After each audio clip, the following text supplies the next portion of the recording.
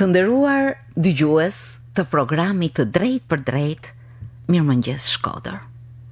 Ju përshëndes përzemërsisht, duke uruar që dita t'ju shkojë e mbar. Sot në studio jam me konsullin e nderit të Malit të Zi në Shkodër, zotin Sokol Hoxha. Mirëmëngjes, mirë se keni ardhur zoti Hoxha. Mirëmëngjes, të nderuara Berita, mirëmëngjes të dashur dëgjues të Radio Shkodrës tonë të famshme. Ju falenderoj. E ndiqni programin e radios, a? Po si çdo shkodran që gjithmonë 92.00 MHz është. Ju falenderoj shumë, ju falenderoj.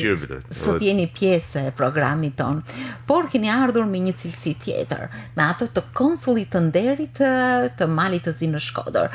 Ju uroj për këtë pozicion tepër të nderuar, mendoj. Jam shumë i nderuar për ftesën që më keni bë për të shpreh mendimet, qëndrimet e mia. Këtë herë ndoshta si konsulli i nderit i Malit Zi, po nuk e kisha provuar një herë me fol për pak a shumë në fushën diplomatike, sepse gjithmonë ose kam fol për turizmin ose për sportin ose hajde. Tash po provoj diçka tjetër. Është koha për mua tepër jashtë politike dhe mua tepër për turizmin dhe për sportin, po pse jo? Ju në profesion edhe një hallk që i lidh këtë situatë. Në profesion jeni edhe jurist, mendoj që nuk është shumë larg fushave tuaja të veprimtarisë pikërisht edhe një detyrë e tillë, apo jo? Normalisht që është një hallk lidhëse. Edhe aq më tepër e bëj me shumë dëshirë sepse është një situatë apolitike, domethënë, mua nuk më lejohet të më marr me politikë. Thjesht konsulli i nderit duhet më kanë jo politik, gjatë që e kam bërë gjithë jetën si jam marrë me ndalë partijet e kështu kur s'ka gjatë. Është koha më e mirë për më marrë me dëshirat, më marrë me sportet, kryesisht por puna është kryesorja. Në fakt unë ju njoh si një djalë përfaqësues i dy familjeve të nderuara, qof nga nana, qof nga baba juaj, por do të flisja me shumë respekt, por për ata që na ndjekin, kush është Sokol Hoxha? Sokol Hoxha është lindur në Shkodër, i biri i dy prindve mësuesa arsimtar që i kanë thënë dikur, sepse kam dëshirën me thënë si dikur arsimtar. Mi emri Hoxha gjithmonë nga familjet e vjetra shkodrane që kanë trashëguar plus kulturës, familje tregtare kanë trashëguar edhe shumë këngë të bëme vetë, pra të kompozume edhe me tekst rreth 40 këngë ose 40 këngë. Gjyshi juaj Said Hoxha, gjyshi juaj Ibrahim Hoxha, apo jo? Po kështu, normalisht parton të shkollum para çlirimit, si e themi, para shkollum jashtë në për Europë. Pastaj me tregti të pastër të sinqert, erdhi një kohë dhe u burgosen, pa pasur një varr tani, me shumë kërkesa, po çfarë të bëjmë? Kurse nga nana, nga një familje po e madhe, me emrin Bushati, familje shumë e nderuar, edhe gjithë pasardhësit edhe paraardhësit kërnume me këto emra. Daja juaj Ahmet Bushati, kryetari i Këshillit Bashkiak të Shkodrës. Atëherë Këshilli Bashkiak ka qenë bio, vetëm me pa një fotografi që i shikoshim, s'kishte atë të majtë e djathtë, po kishte zotëri edhe njerëz me vlera profesionale. Ndërkohë që ju jeni formuar në rrugën tuaj, apo jo? Mas një kalvari gjatë mundimesh, mas një eksperiencësh, stazhesh e tjerë, punova edhe në spitalin rreth 6 vjet. Spitalin atëherë ka qenë Jurgji Karamitri, tash është spitali Shkodër. Duke punuar natën dhe duke shkuar në shkollë ditën. Pastaj punova si jurist në prefekturë për një periudhë të shkurtë. Mbasi keni mbaruar juridikun. Pastaj që në vitin 1999 kam hapur zyrën time, agjencinë turistike e Shkodra Travel and Tours. Vazhdojmë 22 vite. Edhe fal emrit mirë, ndoshta connectionit të lidhjeve të mira, ndoshta me vlerësunen me këtë titull honorific si konsull i nderit. Si erdhi propozimi që u bën dhe kush bëri këtë propozim? Propozimi nuk ka ardhur rastësisht, sepse ka ardhur fal punës, edhe sinqeritetit në punë, edhe lidhjeve të mira, të sinqerta, korrekte me aktorët shqiptar dhe aktorët Mali Zi në veçanti, por edhe venave të tjera. Pra erdhi si iniciative e pjesë malazeze, pastaj u aprovu nga pala shqiptare. Pra. Emërimi i konsullit Nerit është një vendim që bën dy qeverit. Ka bërë qeveria e Malit Zi përpara, pastaj e ka konfirmuar qeveria, pra 12 qeverish është i firmosur ky emrim. Pra, pavarësisht se është një post honorific, ky ka lënë procedurën në besimin e dy mbledhjeve të qeverisë, qeveria malazeze dhe qeveria shqiptare. Ju erdhi surprizë e pranuat me njëherë si ndodhi? Nuk ishte surprizë vendimi, sepse u prit atëherë u bë një procedurë që më kërkunin CV dhe më kërkunin një farë dokumentacionit, por e kam pranuar me shumë dëshirë këtë vlerësim të dy vendeve, faktikisht që bëhen për mundin edhe për punën time. Në fakt, të jesh një konsul nderi, do të thotë çfarë? Të jesh një konsul nderi, puna parë është një vlerësim. Edhe puna dytë është duke pa, sepse realisht Shqipëria dhe Mali Zi ose Shkodra dhe pa flas pak a shumë si lokalist më tepër. Por i kemi marrëdhënie të shkëlqyera si shtete, me të thënë drejtën. Edhe sidomos këto pikat ndërkufitare funksionojnë s'ka më mirë, bile janë model, janë shembull i mirë për zhvillimin. Supozojmë për pikën e Moriçanit, ajo është një pikë që funksionon me një kufi të përbashkët, ajo është një shembull ku janë të filluar të bëhen në vende të reja në rajon. Ku qëndron veçanësia? Veçanësia është më tepër konsulli ka detyrë për harmonizimin, për lidhjen, për bashkimin, për bashkëpunimin, për bashkërendimin, për organizimin në mesin e organizimeve të eventeve të ndryshme, për problemeve të ndryshme. Është një hall lidhëse aty ku çalon situata, pra. Me bë aktivitete përbashkëta në fushën, po flas në fushën e turizmit, në fushën e kulturës, në fushën e artit, ku ka problematika edhe nga ana e drejtësisë, thjesht një hall nimse për që i jepet qytetarëve të ndryshëm për edhe kontribut për zhvillimin kulturor, shoqëror, sportiv. Ku i shihni ju ato pranin në jetën e gjithë secilit të qytetarëve të këtyre dy vendeve, aq më tepër që në të dy anët e kufirit më tepër i drejtohem anës malazeze, ka shumë shqiptar, ka qytete shqiptare, ka një popullsi mjaft të shtrirë. Po kështu ka shumë shqiptar në anën e Malit Zi që përbën një numër të konsiderueshëm në gjithë Malin e Zi, po ashtu ne kemi edhe pakicat malazeze që është një numër shumë i konsiderueshëm edhe një pjesë vitale e shoqërisë, janë një numër i madh që bën një jetë aktive në Shkodër.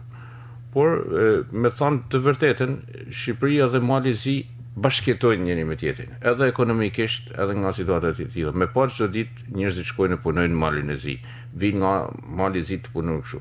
Por me pa edhe nga ana tregtare. Po thuj se çdo ditë shikon makina edhe në treg, në për restorante. Pra, është ndërthur bashkëjetesa, edhe është kënaqësi kur shikon restorante të tillë, pra merren vesh krejt kollaj, pra. Dalin shumë të kënaqur nga tradita, nga kuzhina, sepse me tamam jemi vende të afër, por që secili ka specifikën, ka individualitetin e vet, pra. Sa më tepër që të kemi një bashkëpunim, edhe një si ta quajmë, që të dy vendet të shkojnë mirë, aq më tepër. Populli këtë në cilën, me shku lirshëm, marrë lirshëm, me kanë kënaqën dy palët. Në cilët pika mendoni që duhet punuar më shumë? Duhet punuar më shumë, sidomos edhe nga ana e Malit Zi dhe nga ana shqiptare. Ka shumë projekte që ne mund të bëjmë projekte IPA, supozojmë, që duhet të aplikojmë bashkërisht. Kjo është një hak, sepse janë lekt ose financimit e komunitetit evropian që janë goxha. Ba me shiku se sidomos që marrin Rumania, që marrin Bullgaria, që marrin vendet e rajonit, pse mos të shfrytëzojmë, ne kemi gjithçka, vetëm thjesht duhet të ulemi, sepse kjo resurset, të shfrytëzojmë resurset e përbashkëta, që nga deti, që nga liçeni, që nga pjesa malore që krenohemi gjithë, por thjesht me projektet përbashkëta, si nga fusha turizmit, nga fusha të artit, kulturës, vetëm projektet e përbashkëta janë, sepse është një kënaqësi edhe një ndihmës e madhe që i bëhet artit, kulturës, pse? Është vërtet kohë më parë edhe në programin Mirëmëngjes Shkodër janë lançuar pikërisht këto projekte, të cilat duhet të nxisin bashkëpunimin dhe bashkërendimin midis dy vendeve. Në fakt, çfarë thot realiteti? Për situatën që jemi, realiteti ka projekte aktuale, pse jo, por gjithsesi ka gjithmonë janë pa mjaftueshme. Gjithmonë është kërkesë e jona e vazhdueshme që të aplikojmë në projektet përbashkëta, pse jo, duhet me gjetë hapet e mundësisë. Finalja e çdo familje është një anë ekonomike e mirë. Po për këtë anë ekonomike të mirë ne duhet punojmë, duhet bashkërendojmë punët, sepse këto projekte fundit diçka mbetet Shkodër, investohet, punësohen, pra është një ju konkretisht si do të punoni për të nxitur pikërisht këto marrëdhënie, bashkëpunimi? Qoftë edhe tek projektet që financohen nga Bashkimi Evropian, që nxisin zhvillimin e turizmit, të punësimit.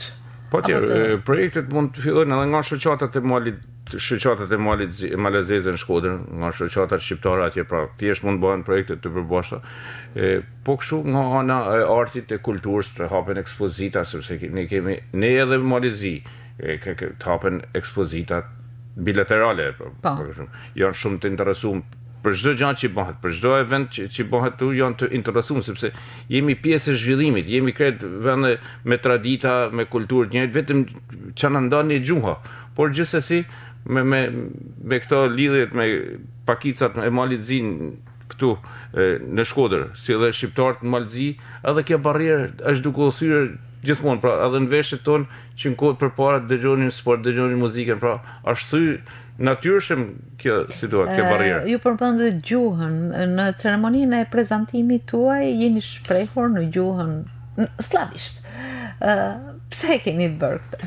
Po, ajo ishte momentale ndoshta, sepse ministri foli në gjuhën serbe, në gjuhën malazeze, më fal, për gabimin.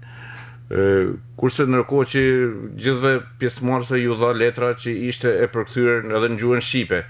Shqipe dhe anglisht ishte letra. Hat mendova thjesht për anën malazeze që nuk po kuptojnë shqipe edhe anglisht, po flas në gjuhën malazeze. Kjo është thjesht një të lehtësonit komunikimin. Por çdo media, çdo kush që ishte prezantativ e morri letrën time falënderuese edhe vlerësimin tim për atë në anglisht edhe në shqip, që thash pa provoj ndryshe. Pra në një farë mënyrë keni idenë të krijoni lehtësira. Apo jo? Gjithmonë po. Ka shumë probleme të popullsisë së dy anëve të kufirit. Problemet vogla ka çdo ditë.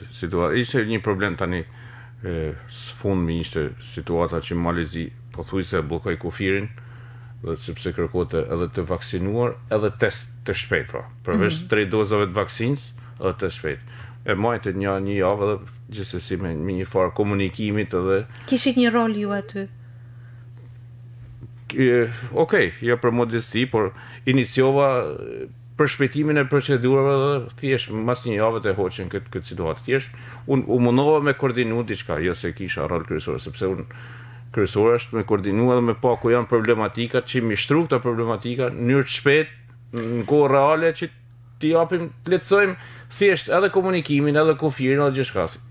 Me sa shoh, keni vendosur që të mos jeni thjesht honorific, pra i nderuar, t'jeni aktiv në problematika qoftë edhe jo shumë të mëdha, apo jo? Po vetë natyra ime është si person është që të mos jem, të jem pak impulsiv edhe të marrë aktivitete, të marrë aksione për me batë, baj diçka, jo thjesht të rri një zyrë edhe të mbyllëm aty. Do të keni një zyrë tuaj, ne kemi një zyrë tuaj? Po zyra është që me inaugurimin u inaugurua dhe zyra para një muajit, kur ishte edhe ministri Jashe Malizi. E cila ndodhet? E cila ndodhet në zonën tonë Muzalen, në rrugën, në lagjën Gjuadel aty, rruga Berdicej. Ka filluar që të frekuentohet si zyrë? Po frekuentohet, por kryesisht çdo ditë ka komunikim edhe online. Komunikojnë njerëzit në Facebook, komunikojnë njerëzit me email, pavarësisht se situatës, por gjithmonë. Çfarë kërkohet? Pa ka problematika të ndryshme, ka informacione të ndryshme, është gjë e mirë që pyesin, interesohen, ka njerëz të interesuar çdo ditë edhe për me mësu gjuhën, pyesin kur hapen kurset, kur janë po çdo ditë ka diçka, po thjesht me bë fam tripe për turizmin, pra Malin e Zi me art, me vizitu sa më tepër shqiptarët me atje në këtë aspekt që të bëjnë një turizëm të orientuar, të kulturuar. Po kështu ka kërkesa për organizime të eventeve të përbashkëta, po për momentin duhet besoj se inshallah nga pranvera po çlirohemi edhe rritet më tepër jeta kulturore, që mund pëlqen më tepër me thënë drejtën. E kemi një teatr të mrekullueshëm, kemi aktorë të mrekullueshëm, kemi këngëtarë të mrekullueshëm, pra thjesht që ti promovojmë çdo ditë më tepër edhe brezin e ri, thjesht. Ka shumë të punësuar nga Shkodra, për shumë në Malin e Zi dhe Anasjeltas. Ka me mira që shkojnë çdo ditë.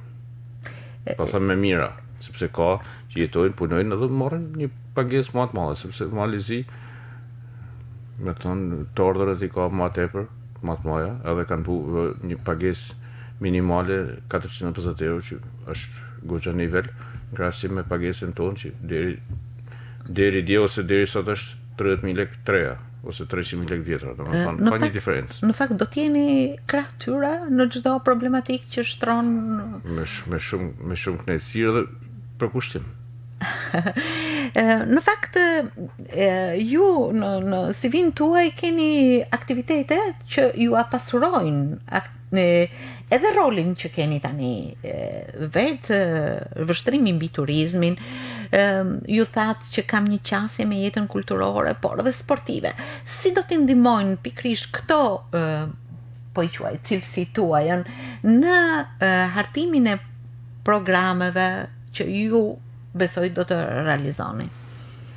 Problematika e programeve ose kleçka e tyre është që të jenë sa më të aksesueshme. Unë përdesa kam 22 vite që merrem me turizëm, domethënë edhe networku im ose komunikimi me anën malazeze, anën shqiptare është i mirë.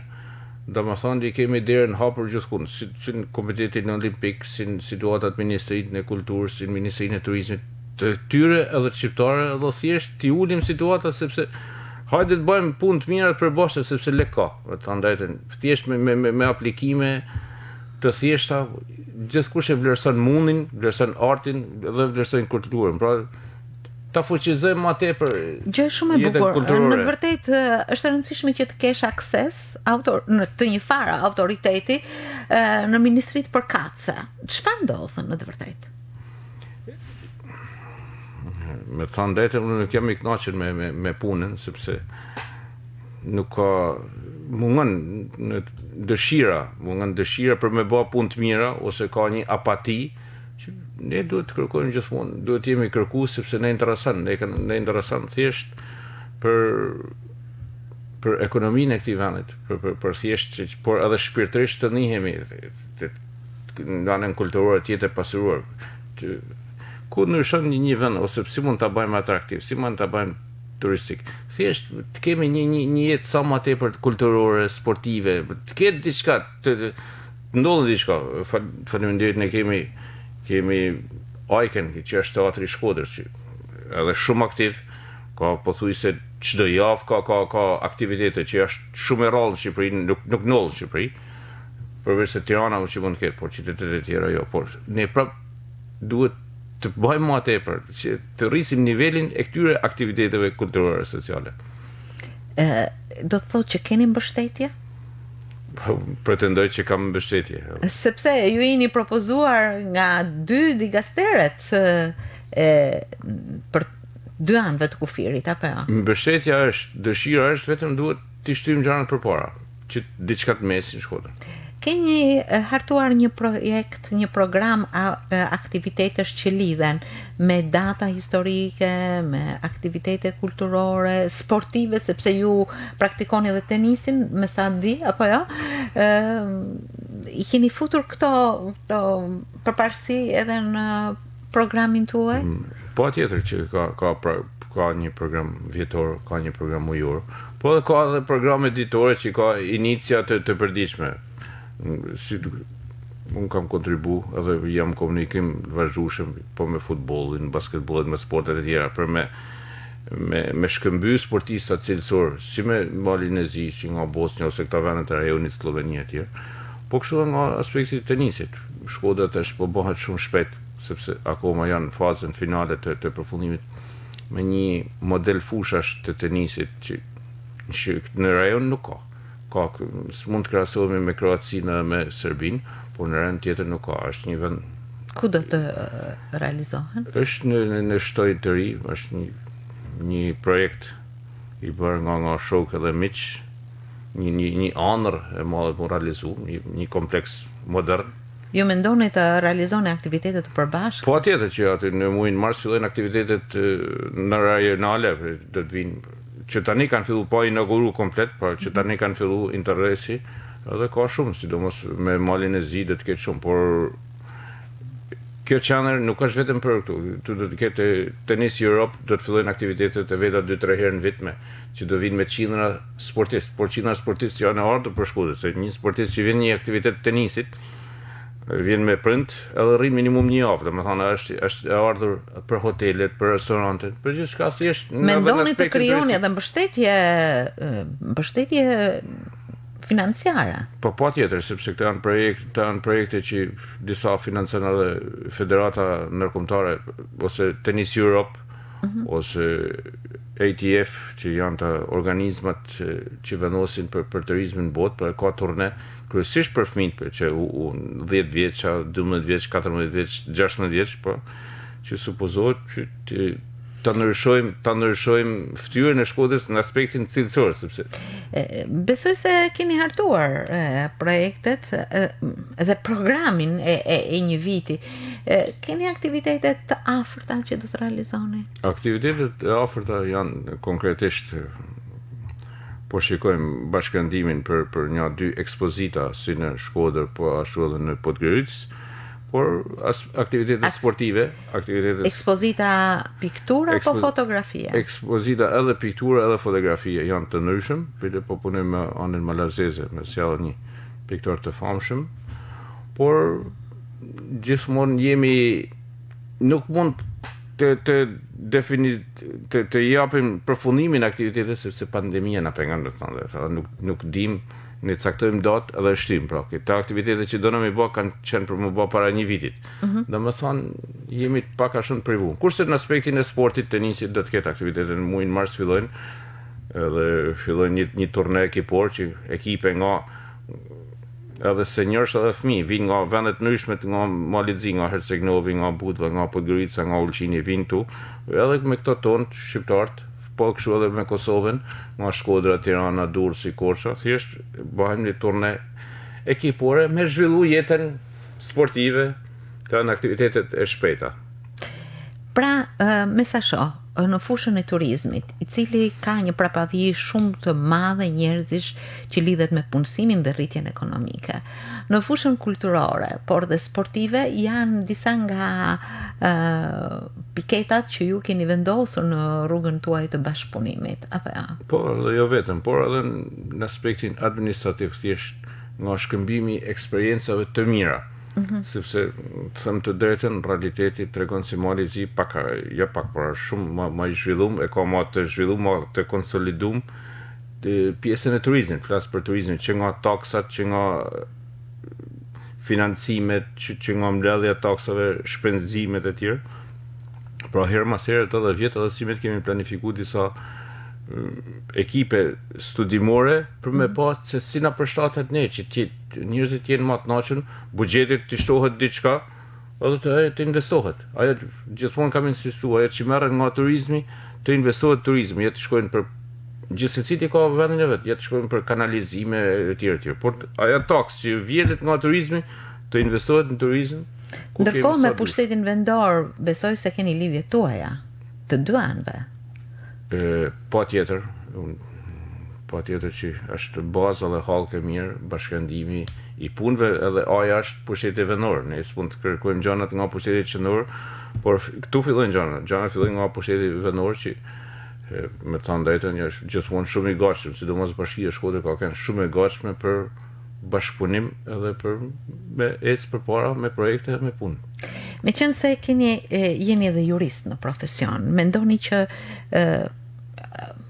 le të shpresojmë që nuk ka probleme të qëndësishme të mëdha, do t'jeni një mbrojtës i të drejtave të qytetarëve të dy anëve të kufirit, qoftë shqiptar, qoftë malezes. Këtë e kam bërë gjithmonë, edhe pak kanë konsullin e, domethënë kam luftu edhe kam këmull që me ecë së drejta edhe me kanë një zonë gjithmonë për situatat, sidomos për situatat e kufinit. Pak kanë konsull isha antar ose kryetar i shoqatës shqiptare të turizmit për zonën e Veriut, edhe gjithmonë kam kërku mbledhjet përbashkëta policisë malezeze me shqiptarën thjesht me lehtësu kalimin e kufinit, se s'kan pse me një që shkon me pushim ose që damar s'ka pse me prit 1 orë ose 2 orë në kufin. Pra gjithmonë kam qenë aktiv në këta situata me ul njerëzit me thonë, po, lutem përshpejtoni procedurat, dhe gjithmonë lehtësimin e procedurave. Me sa shoh jeni një njeri aktiv. Siç duket hapat e çdo dite ju shumëzojnë në atë çfarë ju keni në mendje dhe në zemër për të realizuar. Ndjeheni mirë në këtë detyrë që u është ngarkuar tashmë?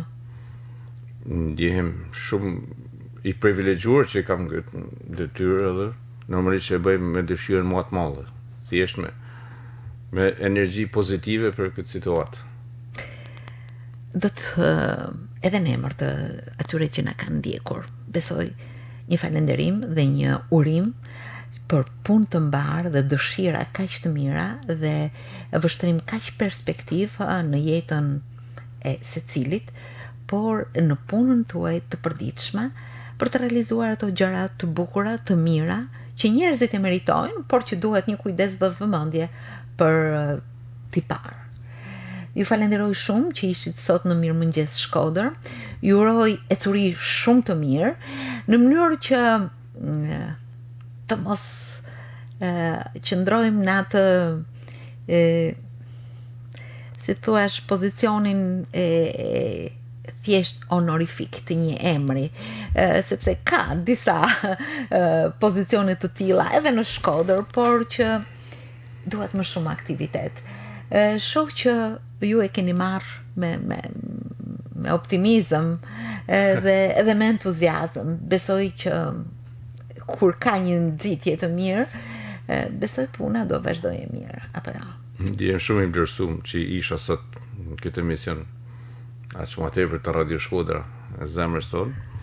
Ju falenderoj shumë. Shpresoj me shumë dëshirë dhe sportivitet, po kryesore është dëshira mirë me bë punë më të mira që gjithmonë me kontribut diçka për Shkodrën në ne. Ju falenderoj shumë. Ishte shumë kënaqësi që sot kisha në studio një shkodran të mirë, një profesionist, por tashmë një konsul nderi të Malit të Zi në Shkodër. Ju falenderoj shumë, zoti Hoxha. Faleminderit.